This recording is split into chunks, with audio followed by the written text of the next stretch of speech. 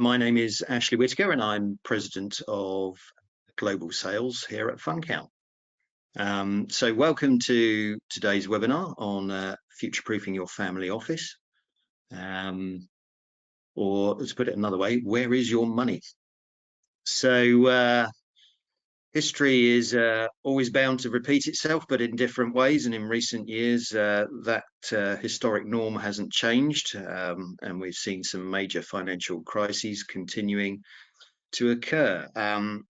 Family offices, of course, aren't immune to the effects of these events. And, these external events which come to challenge us are on top of the normal challenges that every family office faces, including succession events.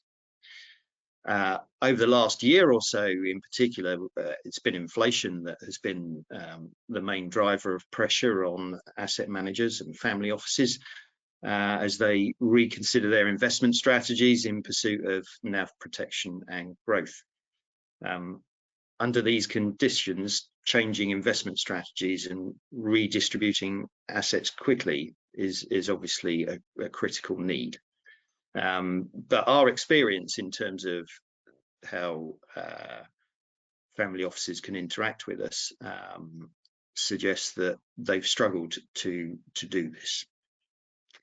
And I suppose the reason for that is largely down to data management in what can be very diverse asset portfolios managed through complex legal and tax structures.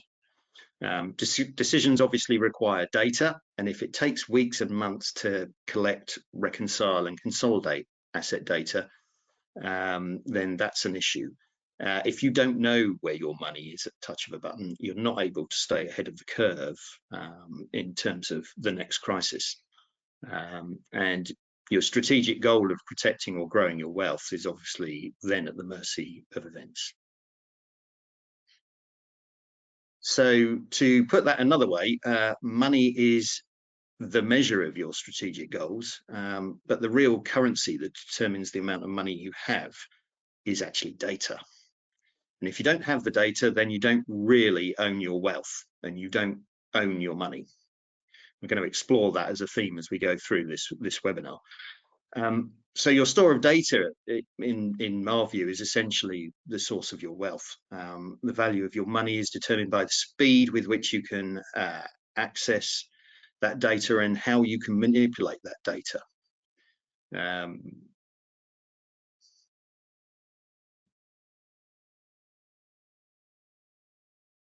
So I suppose speed and flexible reporting require a robust and reliable data management.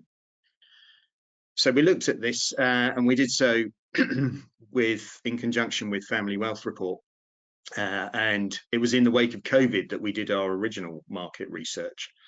That study was focused on how technology helps family offices gain efficiency in terms of accounting, reconciliation, investment analysis, financial control, reporting, indeed all aspects of running a family office.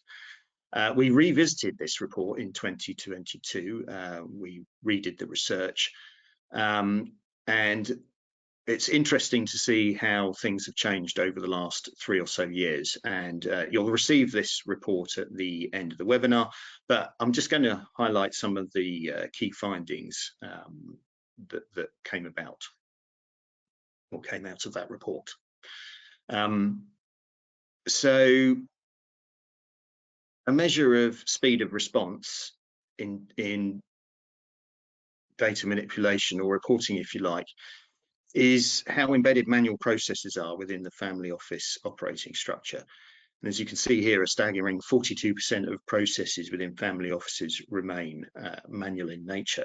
Now, that in itself is quite worrying over the last 3 years, because at the last report, it was 20%.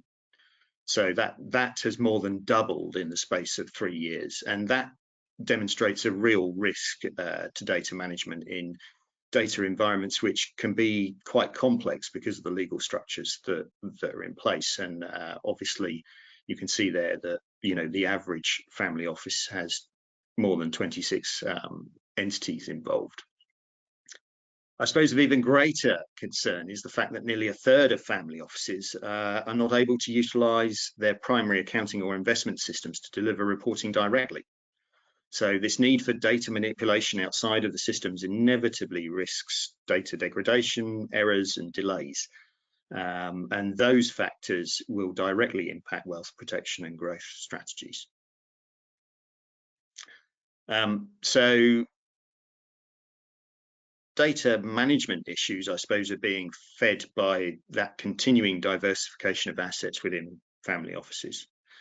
Whilst there's a natural inclination to enhance wealth protection via diversification strategies, this adds to data complexity, and if not managed properly, that causes a proliferation of systems and increases manual processing, and we've seen that in the earlier evidence in the report. And given that many family offices are quite IT light in terms of capacity, then that does represent a real risk. To put it in a sort of more practical perspective, I deal with family offices across the globe of varying sizes, and it still surprises me how many multi-billion dollar family offices I come across that are still run entirely on Excel spreadsheets, and occasionally industrial grade general ledger as well.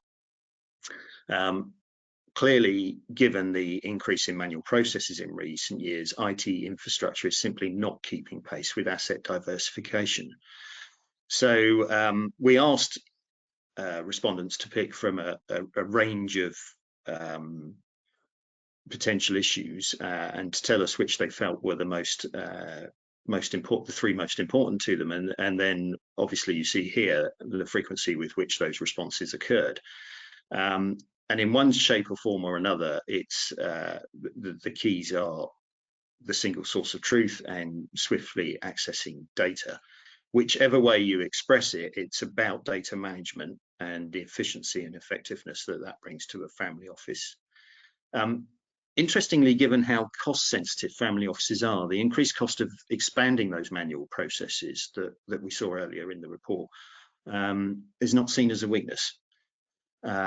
Cost is without a doubt a proxy for efficiency in data management. So it appears that many family offices may lack the tools and KPI measures to effectively monitor the real components and drivers of cost and relate this to performance and risk in their operations and therefore data management. So when asked to detail the KPIs that they're using, family offices did obviously have a theoretical understanding that speed and accuracy of reporting were driven by data management or reconciliation time, as it was phrased, but clearly did not necessarily understand how cost reflected this. Manual processes are hidden within manpower costs, which frankly don't vary greatly within a family office, regardless of how busy or efficient or inefficient it is. This means that really a greater level of sophistication is required in understanding cost over and above the absolute dollar cost of the family office operations. Opportunity cost is a possible more appropriate measure, but that assumes human resources are infinitely capable. And I don't think that's the case. What I mean by that is, your accountant and your investment analyst both deal in numbers, but one is looking to the future and the other to the past, and the skills that they have aren't necessarily transferable between those two roles. So data is a better measure, a more accurate reflection of cost and risk within family office operations, I think. So if we take data flows as a driver of cost, then the typical family office doesn't vary greatly from what you see on screen here. You've got very many varied data sources, multiple systems trying to cope with that, and you end up with lots of people in Excel in the reconciliation of that data, both inbound and between systems, and then even more in the reporting, and sometime later somebody gets something that might be useful. Where fund count comes to market is in tidying up those data flows. And this is what we believe family offices should aspire to, and it's certainly what fund count can deliver. So forgive me for the slight sales pitch there, but the fewer data flows that you have, then the more you're reducing cost and risk, and the faster and more accurately you can report. That means less risk in wealth protection and greater growth opportunities, and it puts your family office ahead of the curve.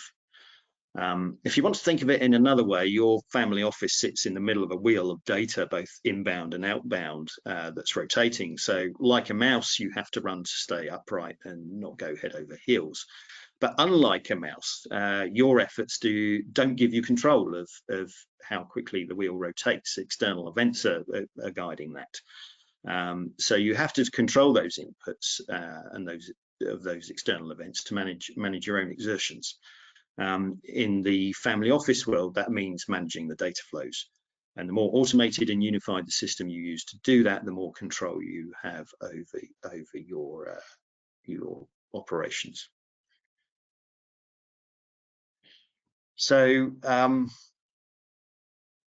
that I hope leads us into our next webinar, which I hope you'll be able to join us for, which is understanding what those KPIs might look like in terms of reporting excellence and financial control. And that's something that we've developed and built on over 20 plus years of experience in the family office space. So I hope you'll be able to join us to see how we manage some of the risks that have been highlighted in today's webinar.